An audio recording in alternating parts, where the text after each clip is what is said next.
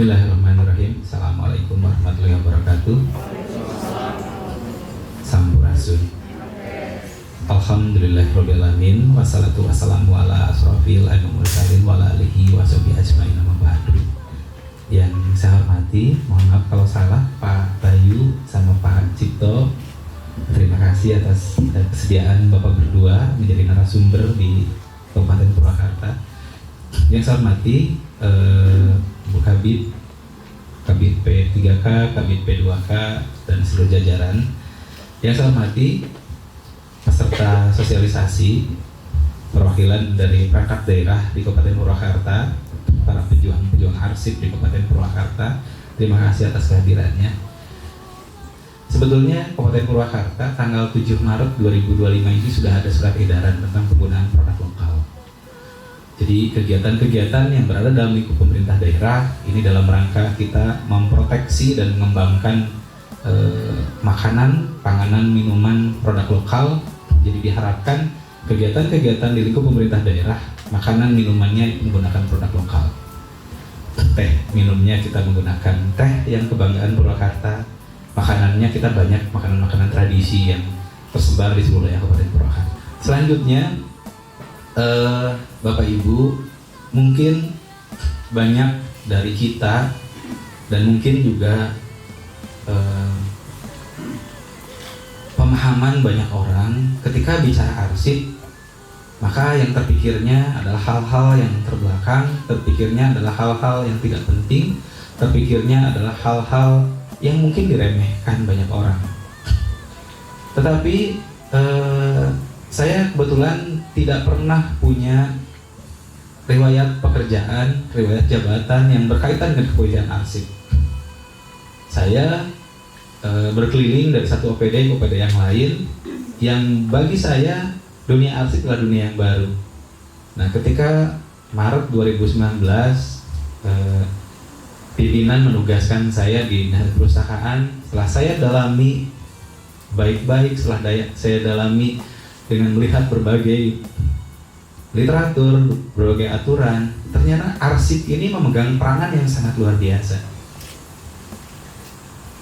Saya hubungkan lagi, ternyata arsip itu buat sebuah bangsa ini adalah sebagai penyambung peradaban. Kan naskah proklamasi itu hanya selembar kertas. Kalau lihat fisiknya hanya selembar kertas, sama dengan kertas-kertas yang sering Bapak Ibu fotokopi di tempat fotokopian, kertas HP dan sama, tetapi kan punya nilai historis. Justru dengan ada naskah proklamasi itu, pada saat itu Indonesia mendeklarasikan diri sebagai negara yang berdaulat, merdeka, bebas dari penjajahan. Nah, dengan ada naskah itu dan sekarang tersimpan dengan baik naskah itu. Jadi arsip itu menyambungkan pasal-pasal peradaban yang bisa jadi tercecer di masa lalu. Terus jangan berpikir sesuatu yang di masa depan itu tidak terkait dengan masa lalu. Saya setelah di sini, saya baru tahu ternyata Purwakarta ini punya sejarah yang sangat panjang dengan tanaman yang namanya teh. Teh yang mungkin Bapak Ibu kadang-kadang minum sehari sekali juga belum tentu. Buat Purwakarta, teh itu punya sejarah yang panjang. Saya baca literasi, baca berbagai sejarah yang ada, bahwa teh di Kabupaten Purwakarta itu ada sejak tahun 1820-1830-an. Dan kalau Bapak Ibu mau tahu, teh di Purwakarta itu teh tertua bukan di Jawa Barat, di Nusantara. Tempatnya di mana? Di Kiara Pedes. Kalau Bapak Ibu mau tahu kejadian, sering mendengar ranca darah. Kenapa disebut ranca darah? Itu ada kaitannya dengan peristiwa perkebunan teh di Kiara Pedes. Jadi dulu di situ itu para pekerjanya itu, Belanda itu dulu mendatangkan tenaga-tenaga dari Cina Makau. Di Cina Makau, mereka bekerja di sana, ditanamkan perkebunan teh yang dibuat oleh Belanda. Nah, upah buruhnya kecil katanya. Upah buruhnya kecil, terus terjadi pemberontakan. Biasa, buruh melawan Kalau sama sekarang juga sama kan begitu kan perjuangannya beruluh antara kaum borjuis itu kan selalu begitu. Nah kemudian mendapat sokongan tenaga Cinamako yang bekerja di sekitar ini Curug, diserang ke sana. Dari sana sudah ada informasi akan ada serangan dari Kirapedas turun. Pertempurannya terjadi di Rancadarah. Jadi teh di Purwakarta itu punya sejarah yang panjang. Artinya suatu ketika Purwakarta mau mengembangkan teh lagi, kita punya sejarah. Dan bahkan menurut informasi pada tahun 1800-an itu teh kita itu menjadi teh termahal di lelang teh di Amsterdam, Belanda. Teh yang termahal karena pada saat itu yang menguasai minuman teh atau tanaman teh itu dari Cina. Pada saat itu ada kompetitor yaitu teh dari Indonesia. Nah makanya betapa arsip ini memegang peranan yang sangat luar biasa. Kalau di Sunda kan kayak bahasa Kamari, Kiwari, jeung Baring Supagi. Kamari itu hal yang kemarin, Kiwari itu hal yang sekarang, Baring Supagi itu adalah hal masa depan. Masa lalu, masa kini, dan masa depan itu satu rangkaian. Banyak negara-negara di dunia ini yang negara-negara besar, mereka berhasil menyambungkan suasana masa lalu, masa kini, dan masa depannya dalam satu rangkaian. Jepang negara yang maju luar biasa. Korea, sekarang muncul negara adikuasa yang berani melawan Amerika, Cina, menguasai berbagai hal, teknologi informasi, elektronik, otomotif, dan lain sebagainya. Tapi mereka berhasil menyambungkan masa lalu, masa kini, dan masa depannya dalam satu rangkaian. Ini tidak mungkin terjadi kalau tadi yang masa lalunya tidak tersimpan dengan baik, arsipnya tidak tersimpan dengan baik. Pasti arsipnya tersimpan dengan baik, makanya mereka bisa menyambungkan masa lalu, masa kini, dan masa depannya dalam sebuah rangkaian. Tuh.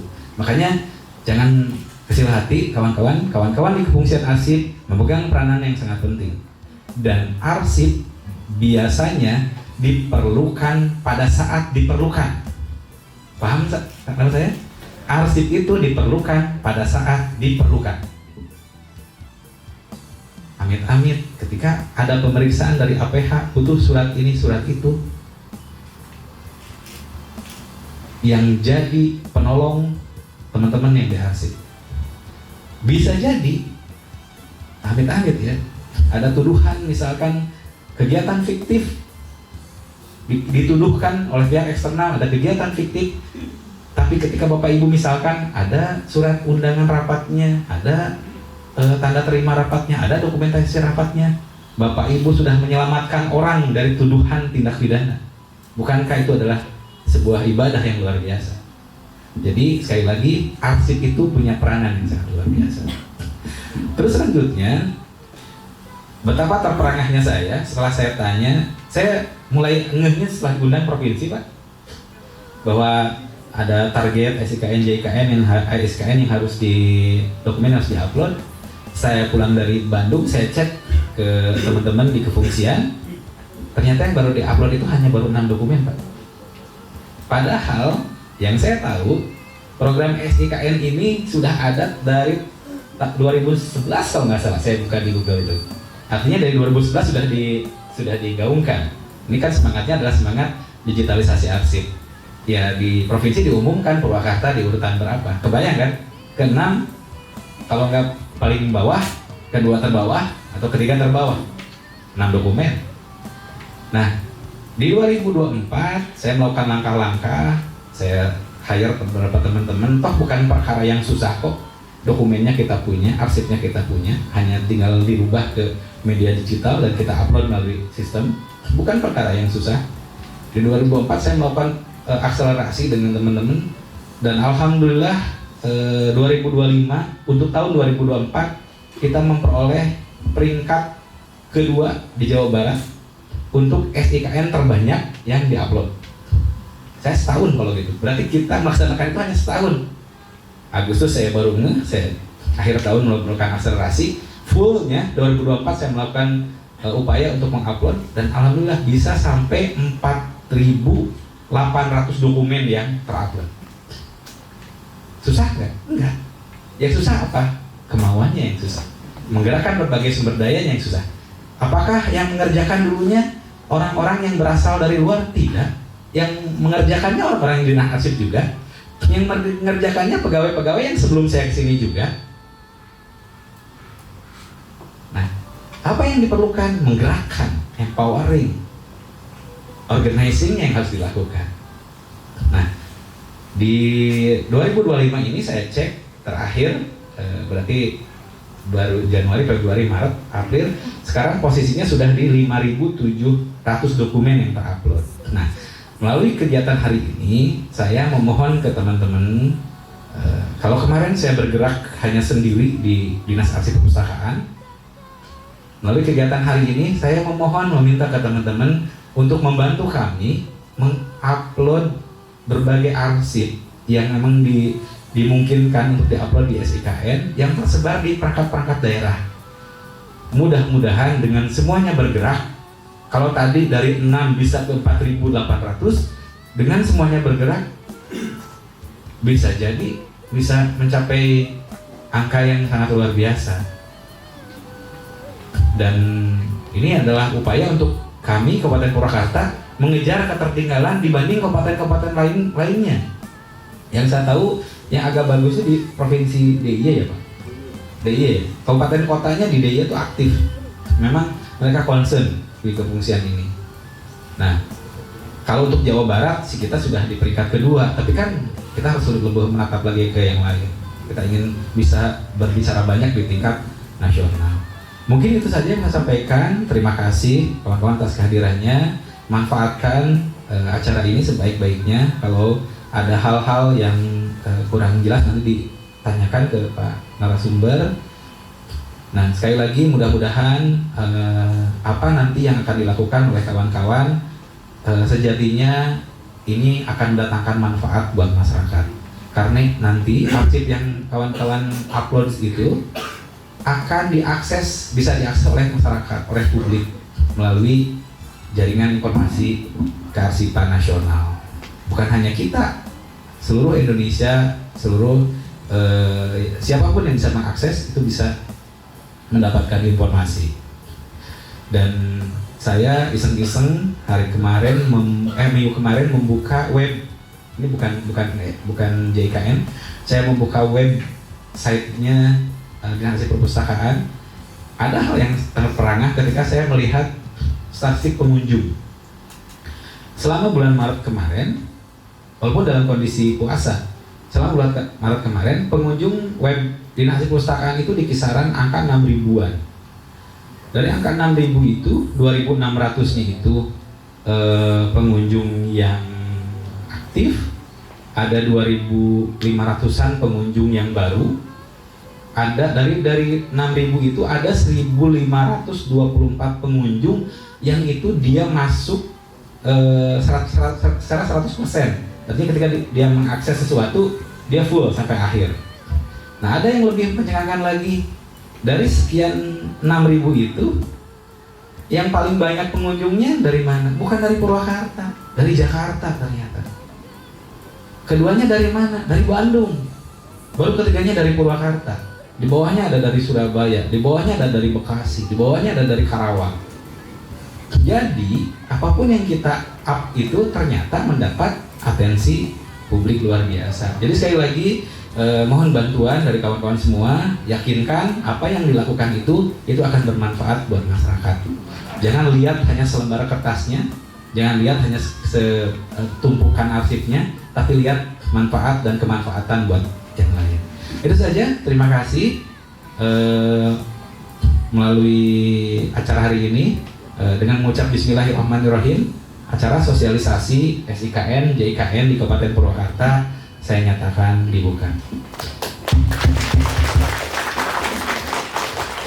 Terima kasih atas perhatiannya. Mohon maaf dengan segala kekurangan. Mohon maaf apabila ada kata yang kurang berkenan. Terima kasih. Wallahu muwaffiq ila aqwamit thoriq wa billahi taufiq wal hidayah. Wassalamualaikum warahmatullahi wabarakatuh. Sampurasun rahayu.